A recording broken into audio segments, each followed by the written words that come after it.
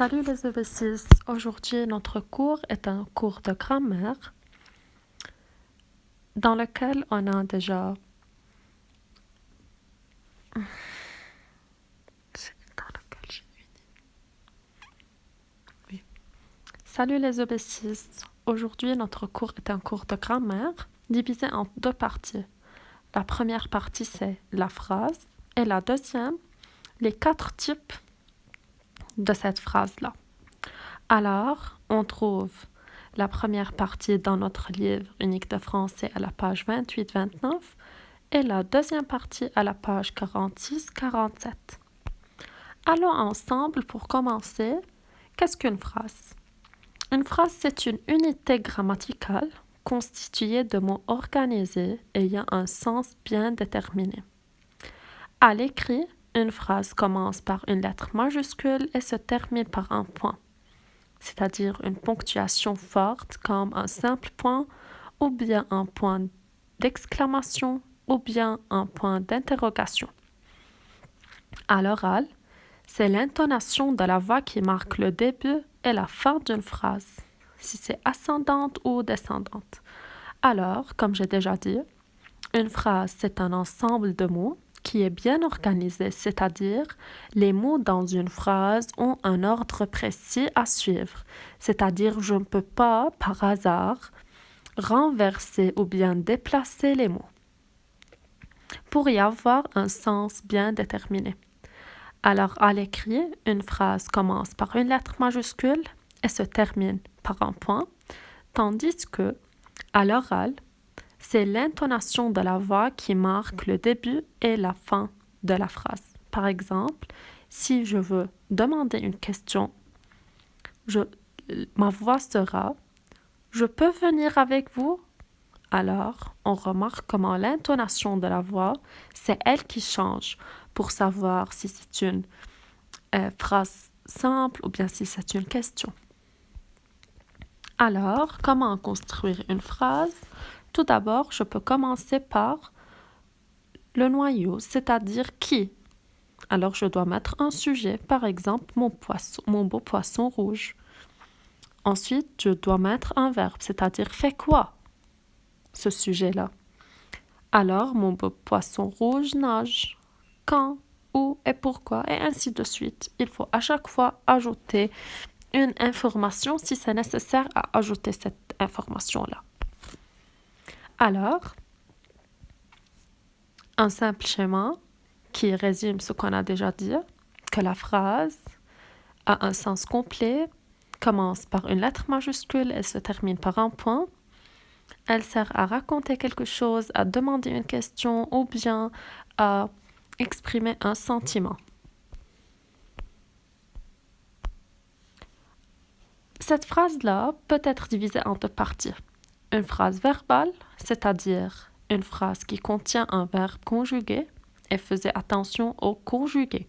Ça doit être un verbe conjugué et non pas un verbe à l'infinitif. Et une phrase nominale est construite autour d'un nom, c'est-à-dire elle ne contient pas un verbe. Maintenant, la phrase verbale, de même, se divise en deux parties. On a la phrase simple qui contient un seul verbe conjugué. Par exemple, j'arrive à la maison. La phrase complexe contient deux ou plusieurs verbes conjugués. Par exemple, j'arrive à la maison car j'ai terminé mon travail. Alors, dans cette phrase, on a deux verbes conjugués.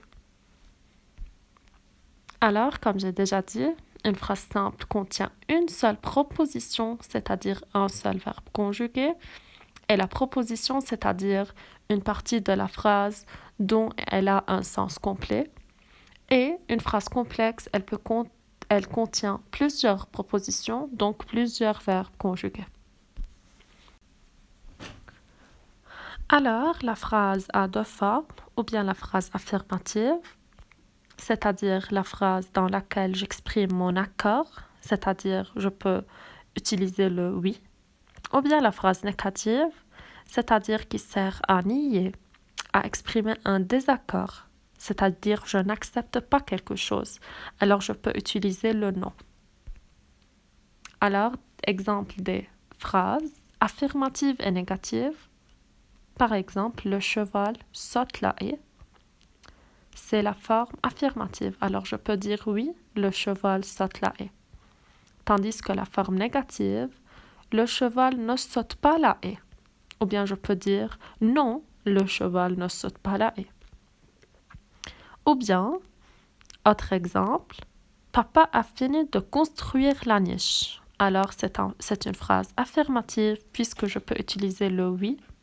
Oui, papa a fini de construire la niche. Ou bien la phrase négative, alors j'utilise ne pas. Papa n'a pas fini de construire la niche. Alors, comme on a fait attention que la phrase affirmative, la forme affirmative, je n'utilise pas ne pas.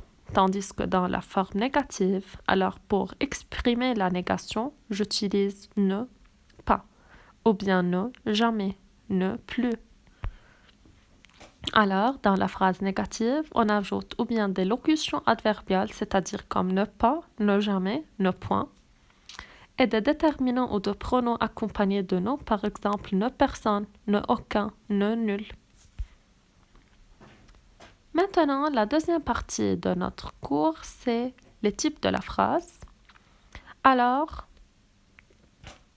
les 4 types de la phrase peuvent être distingués ou bien par le sens et par le point à la fin de la phrase. On a 4 types en français. Une phrase interrogative, c'est-à-dire pour demander, pour poser des questions. Une phrase exclamative, c'est-à-dire pour exprimer une émotion. Une phrase impérative, c'est-à-dire pour ordonner, pour donner des ordres et des conseils. Ou bien une phrase déclarative, c'est-à-dire pour raconter, pour présenter quelque chose. Et comme on a déjà dit que la phrase a 2 formes, ou bien affirmative ou bien négative. La phrase déclarative est utilisée pour donner une information, c'est-à-dire je suis en train de raconter quelque chose. Elle s'achève toujours par un simple point, ou bien un point de suspension. Alors, il faut faire attention, il ne faut pas confondre entre la phrase affirmative et la phrase déclarative. La phrase déclarative sert à donner quelque chose. La phrase affirmative, c'est pour dire oui ou non. Alors, il faut faire attention. On dit que la phrase déclarative peut être affirmative ou négative. Alors, faisez attention à cette remarque-là. Maintenant, la phrase interrogative, comme j'ai déjà dit, sert à poser une question et finit par un point d'interrogation. Exemple, où vas-tu? Alors, de même, elle contient un mot interrogatif au début, c'est-à-dire quand, qui, quoi, est-ce que, où. Et on a une inversion du sujet, c'est-à-dire le sujet est placé après le verbe. Par exemple, es-tu malade? Ou bien où vas-tu? Alors le tu est placé après le verbe. La phrase exclamative, elle exprime un sentiment, une émotion, finit par un point d'exclamation et commence souvent par que, comme, quel. Et finalement, on a une phrase impérative, c'est-à-dire c'est la phrase qui exprime un ordre, un conseil ou bien une interdiction. Elle est organisée autour d'un verbe à l'impératif sans sujet. Alors, il faut faire attention que dans une phrase impérative, on n'a pas de sujet. Et elle se termine ou bien par un simple point ou bien par un point d'exclamation pour marquer la colère, par exemple. Exemple, arrête de mentir. Alors, comme ça, notre cours est terminé. J'espère que tout le monde a bien compris et à bientôt.